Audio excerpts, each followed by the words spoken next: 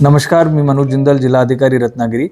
आज माझ्याकडे मराठी पत्रकार परिषद जिल्हा रत्नागिरी यांचे प्रतिनिधी म्हणून यांनी आपले एक पत्रकार हे जिल्ह्याचे पत्रकार दीपक भागवत यांच्यावर जे चिपळूणमध्ये एक घटना घडलेली आहे त्याबद्दल माझ्या निर्देशनास हे घटना त्यांनी आणलेली आहे। हे एक खूप आपल्या रत्नागिरीला शोभा ना देणारी घटना आहे, कारण आपले पत्रकार मित्र जे असतात ते रत्नागिरीचे एक महत्त्वपूर्ण समाजाचे एक हिस्से आहे। तो याच्यावर त्यांनी मला जी माहिती दिली आणि ब्रीफिंग केली त्याच्यासाठी मी SP साहेबांशी पण संवाद करणार, त्यांच्याशी पण बोलणार। आणि अशी घटनांना आपल्या जिल्ह्यामध्ये अजिबात सपोर्ट किंवा वाढ नाही मिळाली पाहिजे।